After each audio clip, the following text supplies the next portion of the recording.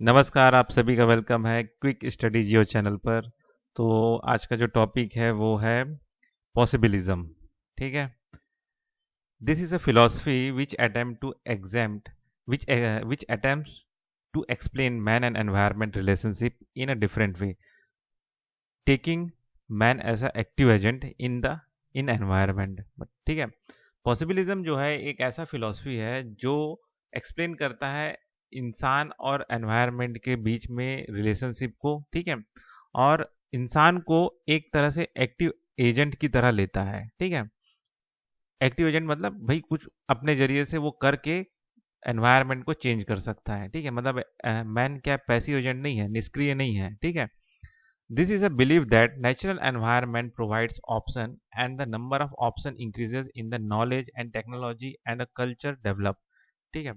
मतलब ये कह रहा है, ये बिलीव है कि नेचुरल एनवायरनमेंट मतलब पॉसिबिलिज्म में ये माना जाता है कि ये बिलीव है कि नेचुरल एनवायरनमेंट जो है वो ऑप्शन प्रोवाइड करता है। ठीक है।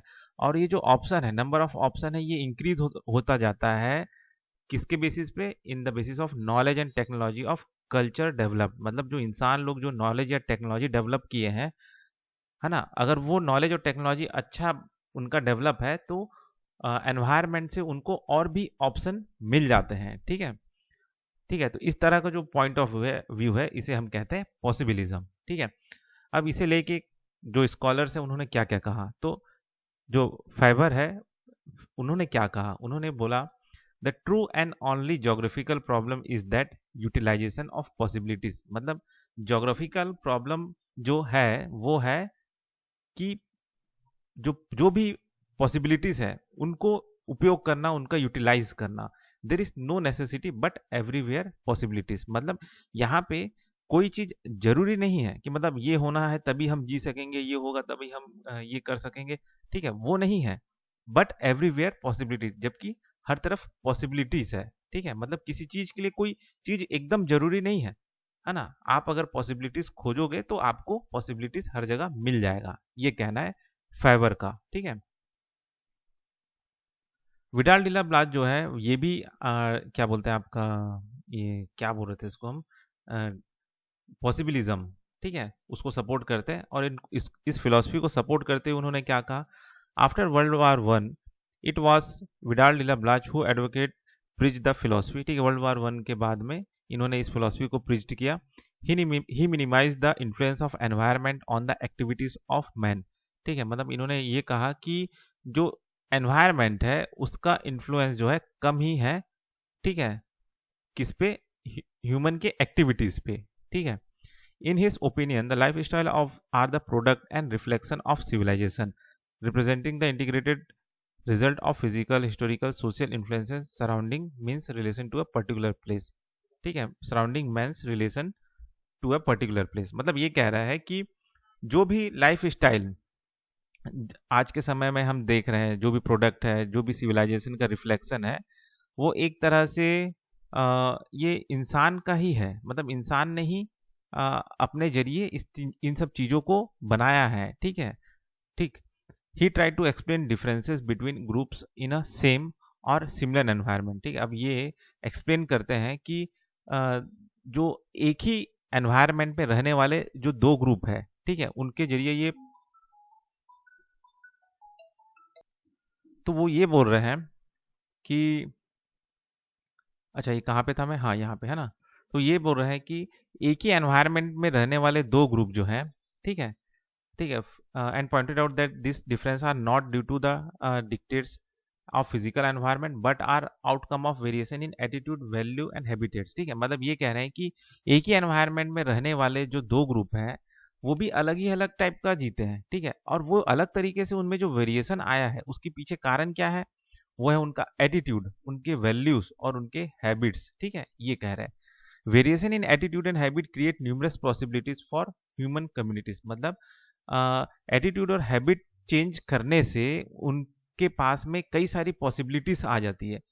ठीक है, ह्यूमन कम्युनिटीज में। It is this concept which become the basic philosophy of the school of possibilism. ठीक है, वो ये कह रहे हैं, अच्छा हाँ, फिर वही है कि ये जो पॉसिबिलिज्म का यही बेसिक फिलोसफी है।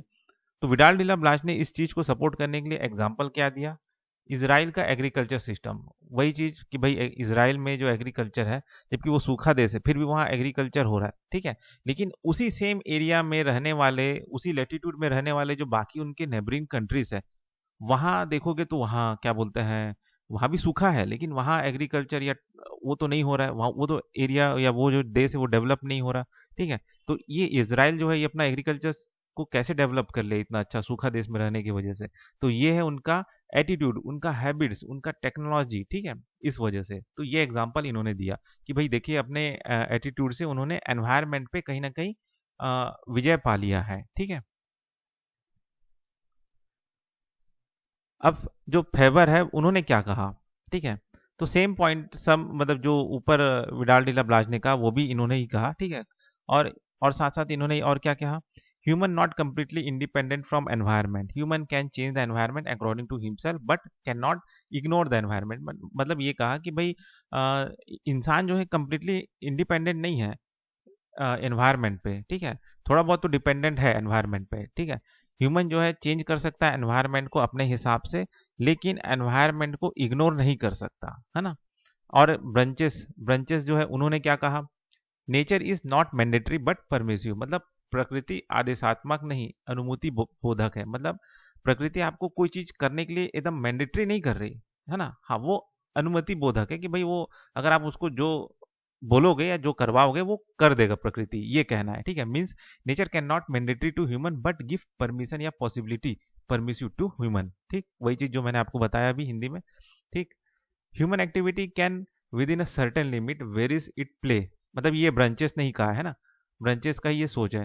Human activities can with in a certain limits where is its play and its environment but cannot do away with the environment. It can only modify it but it can never surpass it and will always be conditioned by it। मतलब ये कह रहा है कि human activity जो भी करे उसमें हमेशा कुछ ना कुछ एक सर्टेन लिमिट होता है, ठीक है। वो एक सर्टेन लिमिट पे ही कुछ काम कर सकते हैं, ठीक है।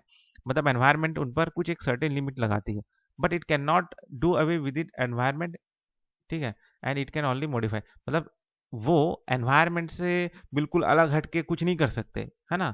वो थोड़ा मॉडिफाई जरूर कर सकते हैं, लेकिन उसको एनवायरनमेंट को कम्प्लीटली इग्नोर या सरपास नहीं कर सकते। एनवायरनमेंट उन पे कुछ ना कुछ कंडीशन हमेशा लगाएगी ही, ठीक है। ये चीज है ब्रांचेस का कहना, ठीक। अब ये जो एच जे फ्लोर है इन्होंने क्या कहा, इन्होंने try to formulate world region based on human characteristic rather than a traditional climatic biotic region. मतलब ये कह रहे हैं कि इन्होंने ट्राई किया कि एक वर्ल्ड रीजन को फॉर्मुलेट करने का कोशिश किया कि ह्यूमन कैरेक्टरिस्टिक के बेसिस पे, ठीक है ना। ना कि उनके जो क्लाइमेट या बायोटिक रीजन है उनके बेसिस पे उन्होंने वर्ल्ड रीजन को बांटने का या बनाने का, रीजन बनाने का कोशिश नहीं किया, ठीक है। तो कैसे इन्होंने फॉर्मुलेट किया वर्ल्ड रीजन को, वो था उनका बेसिस था region of effort, region of hunger और इंडस्ट्रियल रीजन की बेसिस पे कि भाई हाँ इस रीजन के जो लोग हैं वो बहुत एफर्ट लगाते हैं, इस रीजन के लोग जो है भूखे रहते हैं, ये जो रीजन है ये इंडस्ट्रियल रीजन अच्छा है, ये रीजन इंडस्ट्रियल रीजन अच्छा है। इस बेसिस पे एच जे फ्लोर ने वर्ल्ड रीजन को फॉर्मुलेट किया, ठीक है। अब ये जो आपका पॉसिबिलिज्म है उसको लेके क्या एग्जांपल है, ठीक है। तो वही है आपका इसराइल का एग्रीकल्चर इरिगेशन सिस्टम, ठीक है। और क्या एग्जांपल है, भूटान रिवर वैली प्रोजेक्ट्स जो है, ठीक है। तो उनमें बहुत पॉसिबिलिटीज है, जैसे dam, electricity production etcetera, but Bhutan not utilise this possibilities, ठीक है। मतलब लेकिन भूटान जो है अपने इस पॉसिबिलिटीज का इस्तेमाल नहीं करता, क्योंकि अगर मान के चलिए वहां पे डैम है तो उससे अच्छा खेती बाड़ी हो रहा है, ठीक है। साथ ही साथ बिजली हो रहा है तो उससे बेच के और भी इकोनॉमिक एक्टिविटी को बढ़ा सकता है, लेकिन वो चीज़ भूटान कर नहीं रहा है। Similarly for India also, India के लिए भी यही कारण है, है ना। इंडिया में भी बहुत पोटेंशियल है, लेकिन वो धीरे धीरे अभी उसका मतलब उस पोटेंशियल का यूज किया जा रहा है, ठीक है। But developed nation easily utilise this, मगर जो डेवलप्ड नेशन है वो आसानी से इन सब चीज़ों को यूटिलाइज कर ले रहे हैं, ठीक है। रिवर ट्रांसपोर्ट का यूज कर रहे हैं, ठीक है। और भी उनके पास जो भी चीजें हैं उसको अच्छे से यूटिलाइज करके अपने आप को डेवलप करने का काम कर रहे हैं, ठीक है। अभी जो पॉसिबिलिज्म है इसको लेके क्रिटिसिज्म क्या है, तो क्रिटिसिज्म किया टेलर ने। उन्होंने क्या किया टेलर ने, the task of geography is to study natural environment and its effect on man. मतलब उन्होंने ये कहा कि ज्योग्राफी का टास्क ये है कि नेचुरल एनवायरनमेंट को स्टडी करो और उसका क्या इफेक्ट पड़ता है आदमी पे वो देखो, ठीक है। Not all problem connected with man और कल्चरल, ना कि, ठीक है, मतलब ये है कि जो नेचर एनवायरनमेंट क्या है और उसका क्या इफेक्ट पड़ता है आदमी पे वो स्टडी करो, ये ज्योग्राफी का टास्क है। और ना कि ये कि भाई सारा का सारा इंसानों से लेके इंसानों से रिलेटेड क्या क्या प्रॉब्लम है उसको हम कैसे सुधार सकते हैं ताकि इंसान अच्छे से जिए, ये ज्योग्राफी का टास्क नहीं है, ये कहना है टायलर का, ठीक है।